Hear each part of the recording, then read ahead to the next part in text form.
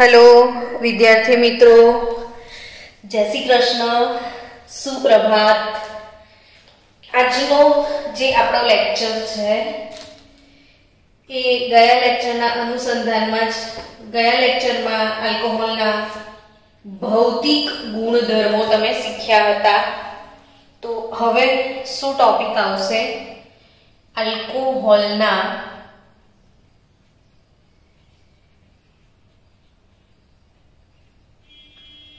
रासायनिक गुणधर्मो। बे त्रण लेक्चर जशे आमां, एक लेक्चर में नहीं पती रही, घणा बधा गुणधर्मो छे एना। अल्कोहोल ना रासायनिक गुणधर्मो ए शरू करवानो छे आजनो टॉपिक। तो अल्कोहोल एटले ROH,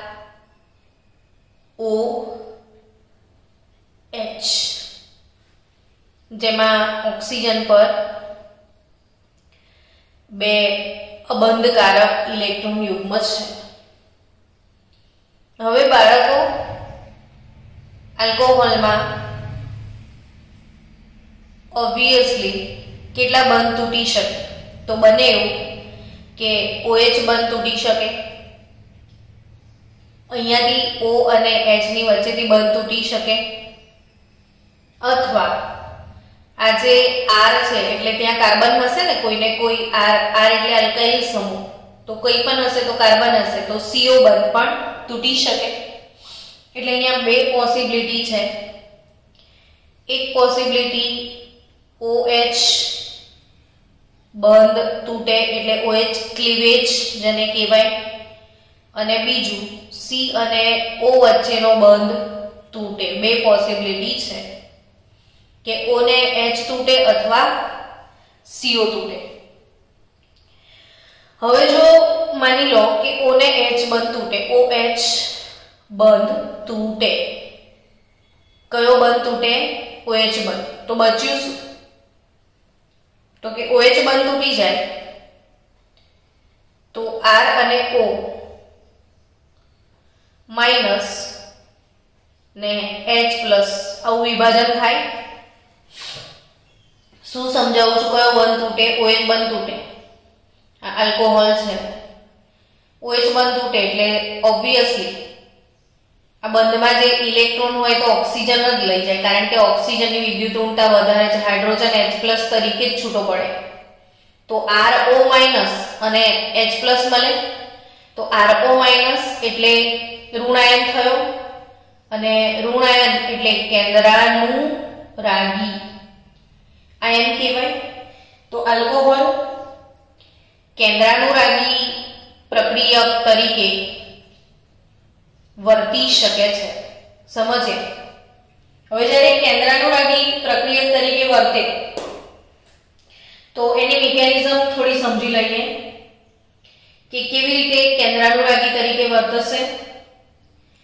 तो सपोज आ अल्कोहोल छे, R ऑक्सीजन पर अबंधकारक इलेक्ट्रॉन युग्म छे ROH,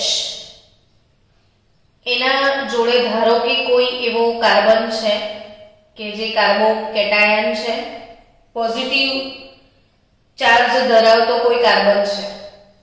केम के जो अहीं अल्कोहोल केंद्रानुरागी प्रक्रियक तरीके वर्ते छे એટલે પોતે ઋણાયન તરીકે વર્તશે તો સામેવાળો ધન હોવો જોઈએ ને।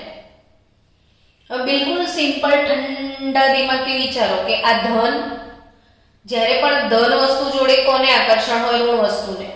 એટલે આ અબંધકારક ઇલેક્ટ્રોન યુગ્મ છે, આ RO- માંથી ઓક્સિજન આક્રમણ કરશે આ ધન વીજભારિત કાર્બન પર। એટલે કેવી રીતે બનશે કોઈ પણ બંધ? તો કે R ઓક્સિજન તરફથી દાન થયું છે એટલે એની જોડે આવી જશે C। ઓક્સિજને પોતાના ઇલેક્ટ્રોન યુગ્મનું દાન કર્યું એટલે એના પર ધન વીજભાર આવશે, एने जे इलेक्ट्रॉन युग्मनु दान करे एना पर धन वीजभार आवशे। आ कार्बन अहींया कनेक्ट थयो ऑक्सिजन साथे, एनी जोड़े पोतानो H तो हतो ज, अल्कोहोल जोड़े OH तो हतो, खाली एने इलेक्ट्रॉन युग्मनु दान करीने C ने बोलाव्यो। એટલે નેક્સ્ટ સ્ટેપમાં R O C બંધ બની જશે અને આ હાઇડ્રોજન જે વધારાનો હતો એ છૂટો પડી જશે એટલે ROC બંધ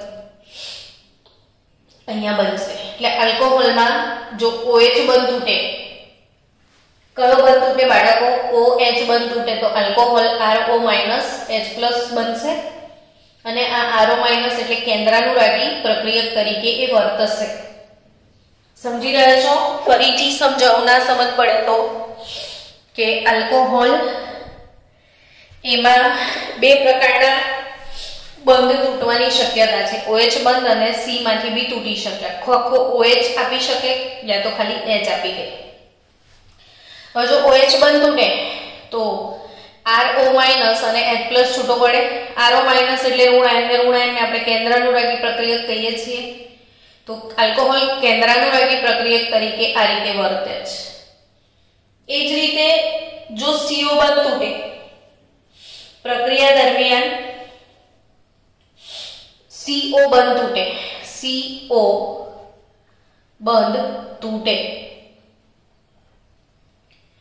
તો CO બંધ તૂટે તો R ને OH અહીંથી બંધ તૂટવાનો છે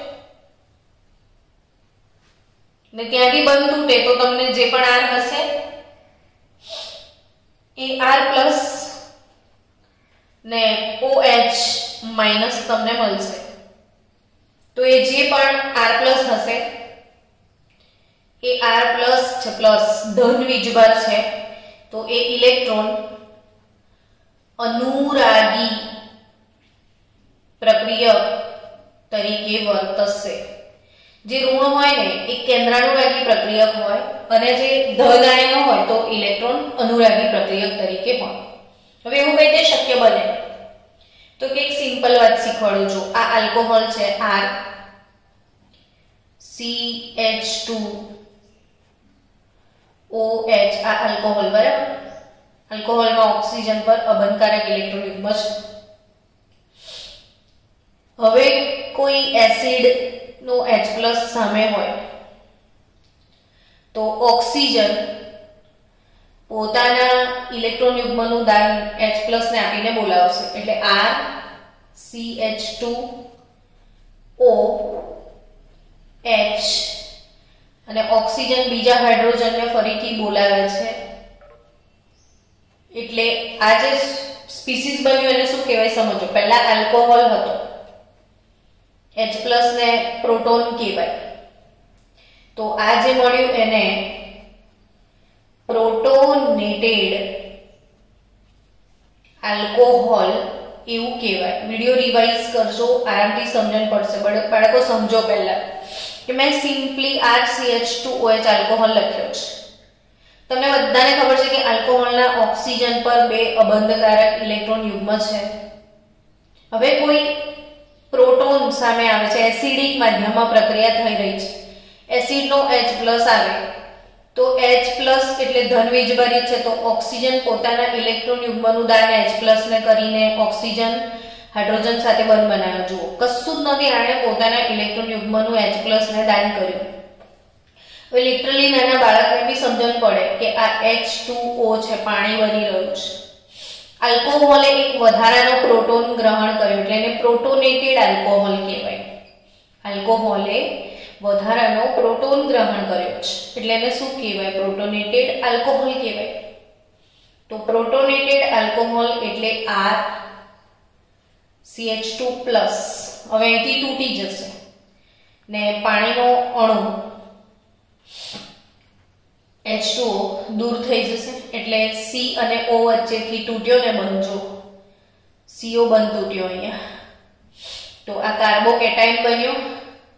એટલે મેં એવું જ કીધું પહેલા કે R+ કાર્બોકેટાયન બનશે ને OH- રિલીઝ થઈ જશે, એ પાણી બનીને રિલીઝ થઈ ગયો. તો આ કાર્બોકેટાયન બન્યો. હવે એની જોડે તમે કોઈ બી ઋણ આયન અપ્લાય કરો કે આ CH2 છે પ્લસ ને હવે કોઈ Br- HBr કે એના સાથે પ્રક્રિયા કરો તો RCH2Br તમને મળી શકે છે પ્લસ H2O. સો ઓબ્વિયસલી બચાવો આ પ્રક્રિયા તમને યાદ કરાવું, લ્યુકાસ કસોટી તમે ભણ્યા હતા કે આલ્કોહોલ હોય અને લ્યુકાસ કસોટી એટલે HCl, નિર્જળ, ઝિંક ક્લોરાઇડ, તો શું બન્યું હતું? હેલો અલ્કેન RCl બન્યું હતું અને H અને OH પાણી દૂર થયું હતું. યાદ આવ્યું? આલ્કોહોલની બનાવટ વખતે ભણ્યા હતા તમે લ્યુકાસ કસોટી. અરે હેલો અલ્કેનની બનાવટ આલ્કોહોલમાંથી અને લ્યુકાસ કસોટી આલ્કોહોલની પરખ કસોટી, તો આપણે એ પ્રક્રિયા ભણી ચૂક્યા છીએ. તો એ આ ટાઈપની CO બંધ તૂટવાની પ્રક્રિયા કહેવાય. તો ઇન શોર્ટ ફરીથી સમજાવું તમને કે આલ્કોહોલ જે છે એ વિવિધ પ્રકારની પ્રતિભા ધરાવતા સંયોજનો છે, અર્થાત એ ઇલેક્ટ્રોન અનુરાગી તરીકે તો વર્તી શકે છે, પણ એ કેન્દ્રાનુરાગી પ્રક્રિયક તરીકે પણ વર્તી શકે છે. કેમ કે આલ્કોહોલમાં બે ફેસિલિટી છે, OH બંધ તૂટે અથવા CO બંધ તૂટે. જો એનો OH બંધ તૂટે તો એ કેન્દ્રાનુરાગી, જો એનો CO બંધ તૂટે તો એ ઇલેક્ટ્રોન અનુરાગી. તો કેન્દ્રાનુરાગી હોય ત્યારે કઈ મિકેનિઝમ અને ઇલેક્ટ્રોન અનુરાગી હોય ત્યારે કઈ મિકેનિઝમ એમાં ફોલો થાય છે એ મેં તમને સમજાવ્યું. ચલો તો હવે આપણે આગળ વધીએ આલ્કોહોલના OH બંધ તૂટવાની પ્રક્રિયા તરફ. તો આપણો ટોપિક શું છે? OH બંધ તૂટવાની પ્રક્રિયાઓ. કયો બંધ? OH બંધ તૂટવાની પ્રક્રિયાઓ. એટલે OH બંધ તૂટશે તો આલ્કોહોલ કેન્દ્રાનુરાગી પ્રક્રિયક તરીકે વર્તશે અને એમાં પહેલું જ તમે આજે ભણવાના છો એ છે આલ્કોહોલ ની એસિડિટી. શું ટોપિક છે? આલ્કોહોલ અને ફિનોલ સંયોજનોની એસિડિક વર્તણૂક. આલ્કોહોલ અને ફિનોલ સંયોજનોની એસિડિક વર્તણૂક. ભલે આપણે ધીરે ધીરે ભણીએ, ધીરે ભણવું બહુ જરૂરી છે. રીઝન કે તમે ઉતાવળમાં સાંભળશો ને બધું તો ભૂલી જશો. એકની એક વાત વારંવાર સાંભળશો તો એટલીસ્ટ યાદ તો રહી જાય, ગોખવી ના પડે. सो रटना मना है, समझते हैं आराम से समझते हैं, टाइम भी है तो क्यों हम स्पीड में बढ़े। तो आराम थी भणो, धीरे धीरे भणो, समय आपो, चाओ जेटलू खोराकने चावीए ने एटलो वधारे पचे, एम जेटलू आपणे समय लईए ने भणवामां एम वधारे सारू याद रहे। तो आ छे OH बंध तूटवानी प्रक्रियाओ। एमां पहेલું છે अल्कोहोल અને ફિનોલ સંયોજનોની એસિડિક વર્તણૂક। अल्कोहोल અને ફિનોલ સંયોજનોની એસિડિક વર્તણૂક સમજાવો એવો 2 માર્ક્સનો પ્રશ્ન પણ અહીંથી આવી શકે। હવે એસિડિક વર્તણૂક સમજાવવા માટે એસિડ શું છે એ સમજી લેવું બહુ જરૂરી છે। એસિડ કોને કહેવાય? तो के एसिड एने कहेवाय जे प्रोटोन नु दान करे। एसिड कोने कहेवाय बाळको? जे प्रोटोन नु दान करे। तमे शुं भणी रह्या छो? कयो बंध तूटवानी प्रक्रिया? OH बंध तूटवानी। तो आ अल्कोहोल छे, बराबर। हवे जो तमे एमांथी OH बंध ने तोड़ो छो तो RO माइनस केंद्रानुरागी प्रक्रियक अने H+ छूटो पड़े के नहीं, प्रोटोन। अने जे प्रक्रियाओमां प्रोटोन नु दान थाय तो एमां अल्कोहोल एसिड छे एवुं ऑटोमेटिक साबित थई जशे। तो अल्कोहोल एसिडिक छे केम के ए प्रोटोन नु दान करे छे। तो एवी कई प्रक्रियाओं द्वारा समजाई शकाय। तो एमांनी पहेली प्रक्रिया छे ધાતુ સાથે પ્રક્રિયા, આલ્કોહોલની કોની સાથે પ્રક્રિયા? ધાતુ સાથે પ્રક્રિયા. આલ્કોહોલ ધાતુ સાથે પ્રક્રિયા કરે છે, સક્રિય ધાતુઓ સાથે. ને sodium, potassium, aluminium, sodium, potassium, aluminium જેવી સક્રિય ધાતુ સાથે આલ્કોહોલની પ્રક્રિયા થાય અને એ વખતે હાઇડ્રોજન વાયુ મુક્ત થાય છે. આ ગુણધર્મ પરથી નાના નાના ક્યુટ દાખલા પણ પૂછાય છે. તમને બોર્ડના પેપરમાં અને ગુજકેટના પેપરમાં આ ગુણધર્મને આધારે પૂછાયેલા દાખલા પણ મળશે. એટલે યાદ રાખજો કે અહીંથી દાખલો બી આવી શકે છે. સિમ્પલ રિએક્શન જોઈએ ને તો ROH. હવે કોઈ ધાતુ આવી તો RONA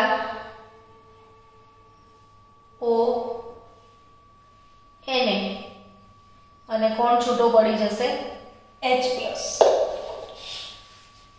હવે H+ તરીકે છૂટો નહીં પડે, ગેસ તરીકે છૂટો પડશે. તો એચ્યુઅલ પ્રક્રિયા આ 2 મોલ RONA લઈએ, 2 મોલ સોડિયમ, 2 મોલ RONA અને અહીં મળશે તમને H2 ગેસ. કેમ H2 ગેસ? તો કે સોડિયમમાંથી સોડિયમ પ્લસ બન્યો, એણે ઇલેક્ટ્રોન ગુમાવ્યો જે હાઇડ્રોજન મેળવી લેશે અને હાઇડ્રોજન ગેસ બનાવી લેશે. ટૂંકમાં આલ્કોહોલ સક્રિય ધાતુઓ સાથે પ્રક્રિયા કરીને હાઇડ્રોજન વાયુ મુક્ત કરે છે. શું મુક્ત કરે છે? હાઇડ્રોજન વાયુ. હવે આમાંથી નાના નાના દાખલા પૂછાય છે. કેમ?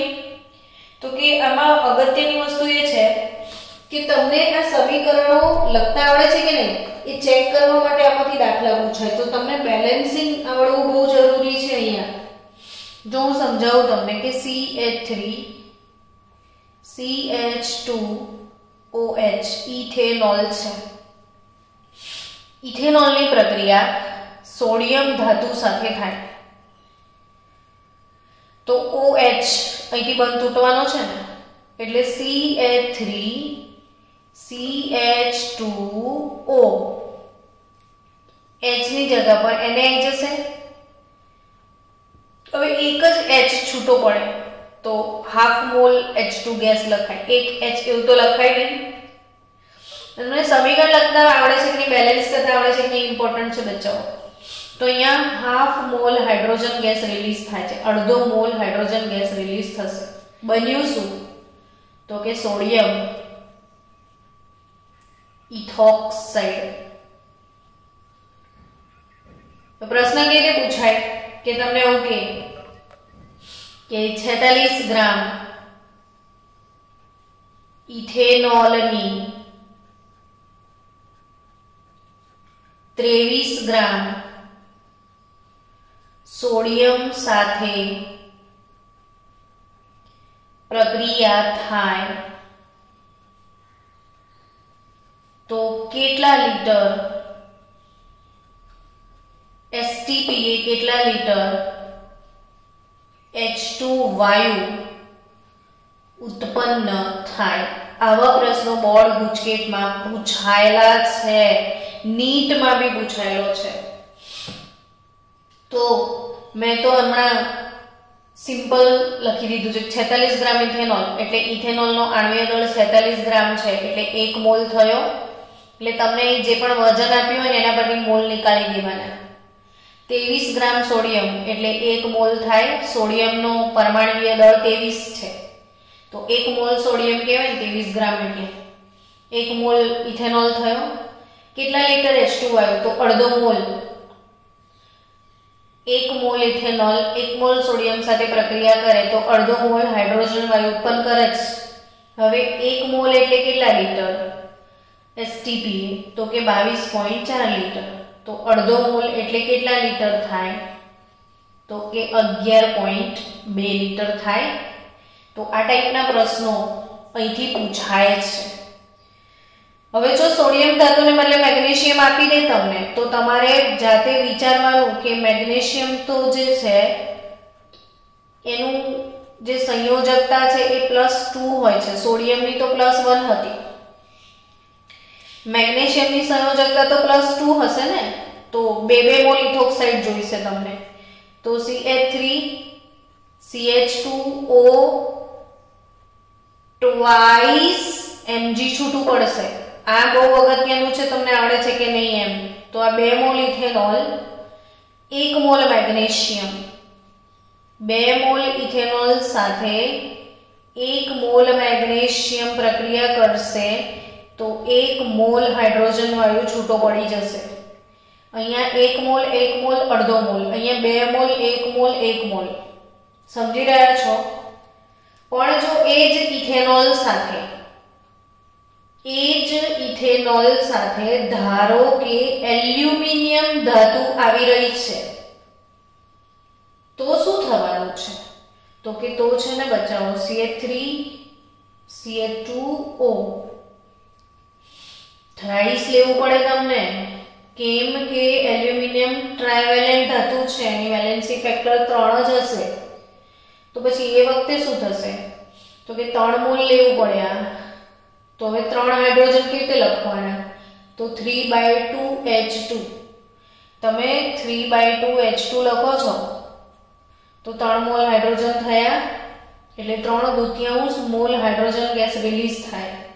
તો 3 મોલ ઇથેનોલ 1 મોલ એલ્યુમિનિયમ ધાતુ સાથે પ્રક્રિયા કરે તો 1.5 મોલ 1.5 મોલ હાઇડ્રોજન વાયુ ઉત્પન્ન થશે.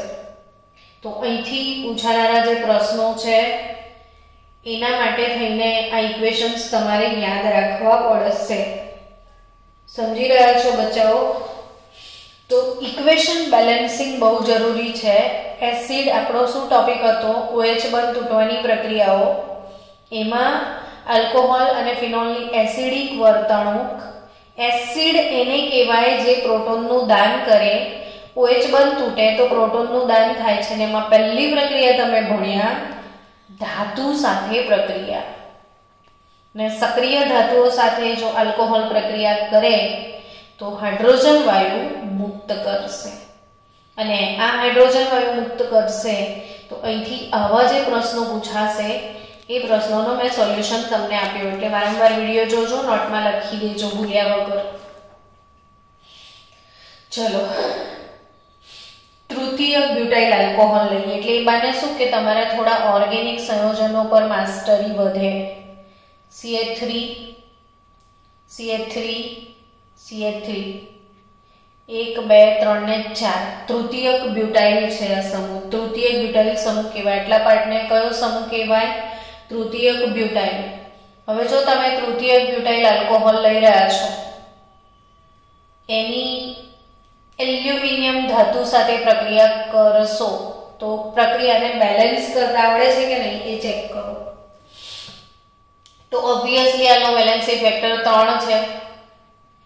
તો તમારે આ તૃતીયક બ્યુટાઇલ અને એની જોડે ઓક્સિજન આટલું છૂટું પડશે, ઋણાયન અને H+ ધનાયન. તો આ તૃતીયક બ્યુટોક્સાઇડ કહેવાય. તૃતીયક બ્યુટોક્સાઇડ. હવે એલ્યુમિનિયમનો વેલેન્સી ફેક્ટર તો 3 છે ને, તો થ્રાઇસ લખવું પડશે આને તમારે. અને તૃતીયક બ્યુટોક્સાઇડ એલ્યુમિનિયમ પ્લસ હાઇડ્રોજન છૂટો પડશે. હવે આ થ્રાઇસ લખ્યું છે તો અહીંયા થ્રાઇસ લખી દો.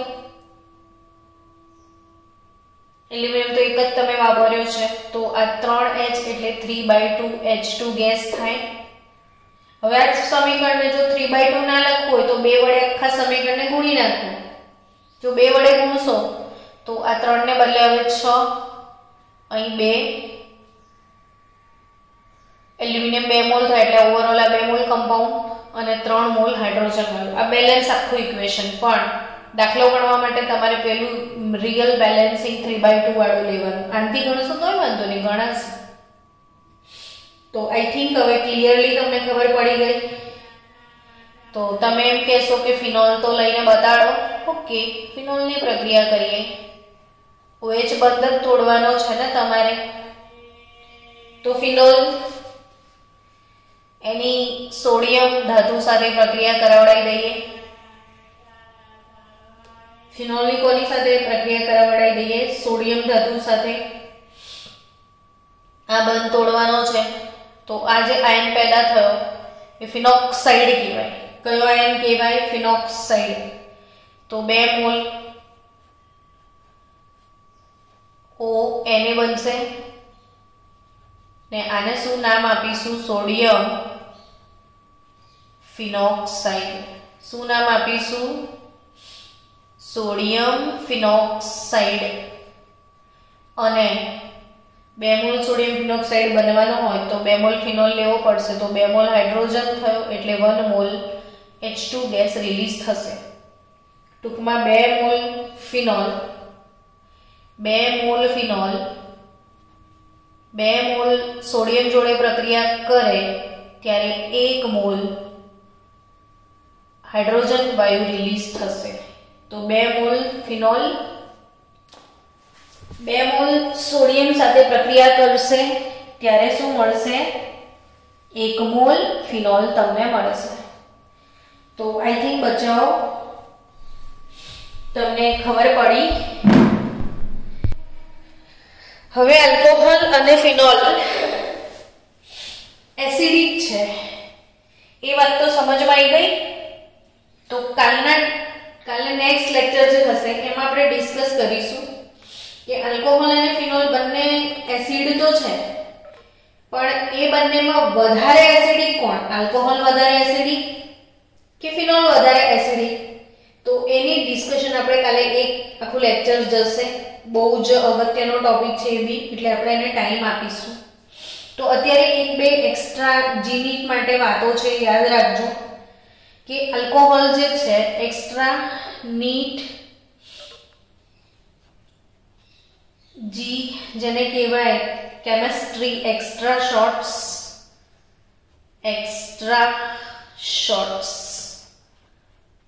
જે તમારે યાદ રાખવાના છે.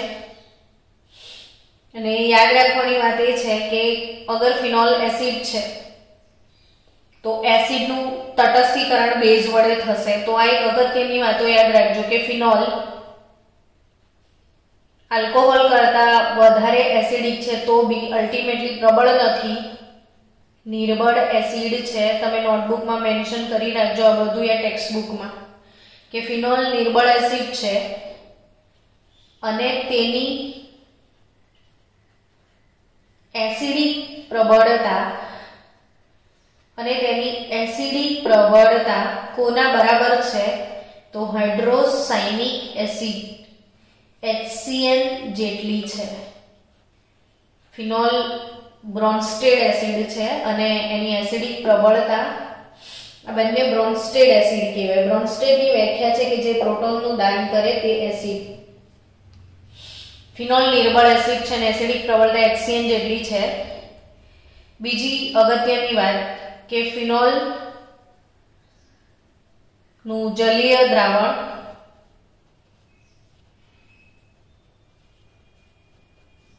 તટસ્થ FeCl3 સાથે જાંબલી રંગ આપે છે. ફિનોલને કાર્બોલિક એસિડ કહેવાય એવું મેં આગળ ભણાવેલું છે. ફિનોલનું બીજું નામ શું છે? કાર્બોલિક એસિડ. ફિનોલનું જલીય દ્રાવણ તટસ્થ FeCl3 સાથે જાંબલી રંગ આપે છે. એટલે મેં જાંબલી પેન યુઝ કરી છે. જાંબલી રંગ આપે. ભૂલી ના જતા, આ બધા પ્રશ્નો નીટ માની શકે છે. ત્રીજી અગત્યની વાત છે કે જે ફિનોલ છે એ ફિનોલનું તટસ્થીકરણ